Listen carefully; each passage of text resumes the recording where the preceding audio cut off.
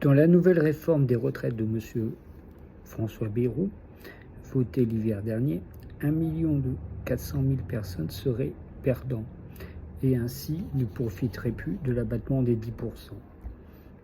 Ainsi, regarde la vidéo Zone Bourse juste après, tu vas tout comprendre. Et pense à t'abonner à la chaîne et à liker la vidéo.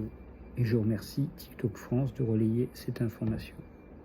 La nouvelle réforme sur les retraites fera 1,4 million de perdants. En fait, le 15 juillet dernier, François Bayrou a annoncé un grand plan pour réaliser 43,8 milliards d'euros d'économies en 2026. Et parmi les mesures annoncées, le gel des pensions des retraités, c'est-à-dire qu'elles ne suivront pas le niveau d'inflation mais resteront au même niveau que 2025. Mais figure aussi une refonte de l'abattement dont bénéficient depuis 1978 les retraités dans le calcul de leur revenu imposable. Alors au lieu de l'actuelle ristourne de 10% sur le montant des pensions d'un foyer fiscal plafonné à 4 123 €, le gouvernement veut appliquer un abattement forfaitaire de 2 000 € par personne pensionnée. Prenons un exemple concret. Pour une pension de 15 000 € par an, dans le système actuel de 10%, donc un abattement de 1 500 €, le revenu imposable est de 13 500 €. Et après, avec l'abattement de 2026, l'abattement serait de 2 000 € avec un revenu imposable de 13 000 €, soit 500 € de gagné. Maintenant, avec une pension de 50 000 € par an, avec le système actuel, l'abattement atteindrait le plafond de 4 123 €, soit un revenu imposable de 45 877 €. Et à partir de 2026, avec l'abattement forfaitaire de 2 000 €, le revenu imposable serait de 48 000 €, donc une perte de 2 123 €. Plus globalement, avec la nouvelle réforme, la frontière gagnant-perdant se situe à 20 000 € de pension annuelle. Selon une note publiée par l'Institut des politiques publiques, la nouvelle formule de calcul de revenu imposable pénaliserait 1,4 million d'individus et les gagnants ne seraient que 100 000, soit moins de 1% des retraités. Et cette nouvelle réforme permettrait de réaliser 1 milliard d'euros d'économies.